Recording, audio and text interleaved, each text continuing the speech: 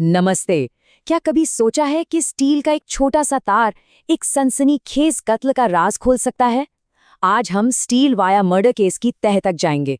ये एक ऐसी कहानी है जहां एक मामूली सी चीज और एक डायरी की आखिरी एंट्री ने एक जानलेवा सच को दुनिया के सामने ला दिया। तो हमारी कहानी शुरू होती है 28 अप्रैल 2003 को। जगह है राजस्थान का अजमेर। शाम के करीब 5 बजे पुलिस को एक गुमनाम फोन आता है और वो उन्हें बनास नदी के पास एक ऐसे खौफनाक मंजर तक ले जाता है जिसकी किसी ने कल्पना भी नहीं की थी। पिलर नंबर 11 के पास एक इंसानी सिर पड़ा था। उसे इतनी बुरी तरह जलाया गया था कि पहचानना नामुमकिन था। पास ही पड़ा एक खून से सना बोरा इस जुर्म की बर्बरता की गवाही दे रहा था। लेकिन खौफ यहीं खत्म नहीं हुआ। वहां से 2 किलोमीटर दूर एक कुएं के शांत पानी में एक बिना सिर का धड़ तैर रहा था। पुलिस के सामने एक शरीर था जिसकी कोई पहचान नहीं थी और एक ऐसा जुर्म जिसका कोई मकसद समझ नहीं आ रहा था। लेकिन सबसे ज्यादा चौंकाने वाली बात क्या थी जानते हैं? किसी ने भी इस शख्स के लापता होने की रिपोर्ट तक नहीं लिखवाई थी। तो अब हर इन्वेस्टिगेटर के दिमाग में बस एक ही सवाल घूम रहा था, आखिर ये आदमी था कौन और उसे इतनी बेरहमी से क्यों मारा गया? अब देखिए, जहां अजमेर पुलिस इस खौफनाक पहेली से जूझ रही थी, वहीं 120 किलोमीटर दूर किशनगढ़ में एक बिल्कुल अलग कहानी अपनी ही रफ्तार से आगे बढ़ रही थी। एक ऐसी कहानी जिसका इस जांच से दूर दूर तक कोई लेना देना नहीं लग रहा था, पर बहुत जल्द यही कहानी इस केस का सबसे अहम हिस्सा बनने वाली थी। ये कहानी थी भवानी शंकर शर्मा की। भवानी किशनगढ़ के एक जाने माने और कामयाब मार्बल व्यापारी थे। उनकी पत्नी का नाम था निधि शर्मा और उनके 2 बच्चे भी थे। दुनिया की नज़रों में शर्मा परिवार एक मिसाल था, एक कामयाब कारोबार, एक हंसता खेलता खुशहाल परिवार।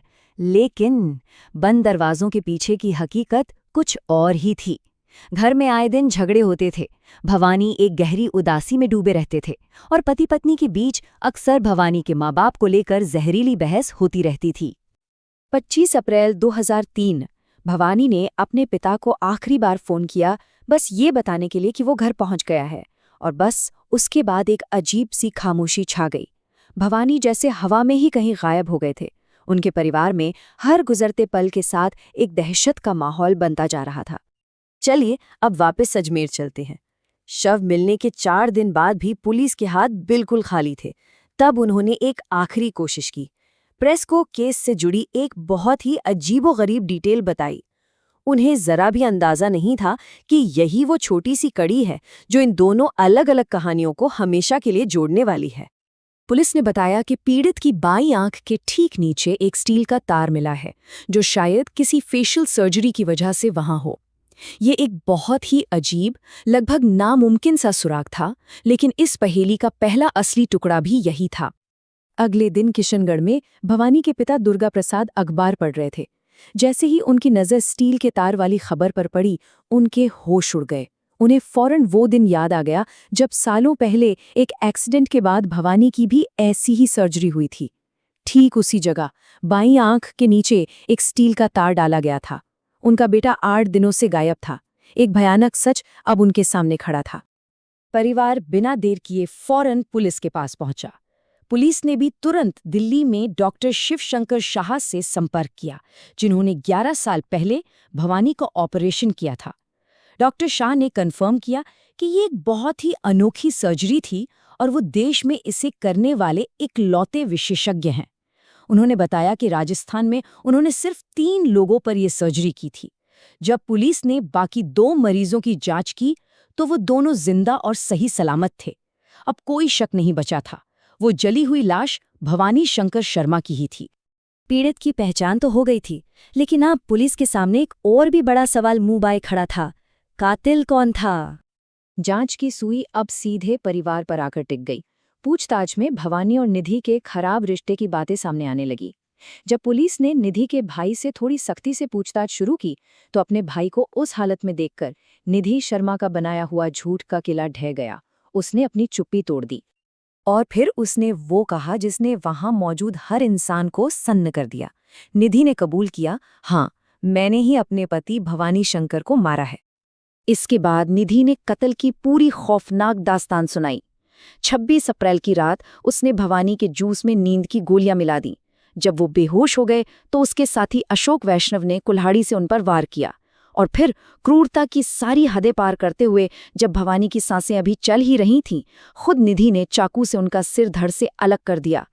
पहचान मिटाने के लिए उन्होंने सिर को घर के गैस स्टोव पर जलाया और फिर रात के अंधेरे में शरीर के टुकड़ों और सारे सबूतों को अलग अलग जगहों पे फेंक दिया। लेकिन इस केस का सबसे दिल दहला देने वाला सबूत मिलना अभी बाकी था। एक ऐसा सबूत जो खुद भवानी ने अपनी मौत से पहले पीछे छोड़ दिया था। पुलिस को तलाशी में भवानी की एक पर्सनल डायरी मिली। ये डायरी सिर्फ कुछ पन्ने नहीं थी, बल्कि ये महीनों से चले आ रहे मानसिक उत्पीड़न, धमकियों और उस डर का रिकॉर्ड थी जिसमें भवानी अपनी जिंदगी जी रहा था। 15 मई 2002 को भवानी ने लिखा था, वो बच्चों को घर में बंद करके चली गई और रात को 11 बजे लौटी। ये एक एंट्री ही घर के अंदर के तनावपूर्ण माहौल को साफ साफ दिखा रही थी। फिर 20 मई की एंट्री एक खतरनाक धमकी का जिक्र करती है। उसने मुझे धमकी दी है कि अगर मैंने अपनी कंपनी बंद नहीं की तो वो मेरे खिलाफ झूठा केस कर देगी। और फिर आई 4 जून की वो एंट्री जो रोंगटे खड़े कर देती है। भवानी ने लिखा था, मुझे डर है कि मुझे जहर दिया जा रहा है, मेरी जुबान अब लड़खड़ाने लगी है। भवानी को अपनी ही मौत का अंदेशा हो चुका था। जांच में पुलिस ने ये भी पाया कि डायरी के आखिरी कुछ पन्नों पर सूखे हुए आंसुओं के निशान थे। शायद ये भवानी के वो बेबस आंसू थे जो वो किसी से कह नहीं पाया था। इस डायरी ने केस को पूरी तरह से सील कर दिया। अदालत ने निधि शर्मा और उसके साथी अशोक वैष्णव दोनों को भवानी की क्रूर हत्या के लिए आजीवन कारावास यानी उम्र कैद की सजा सुनाई।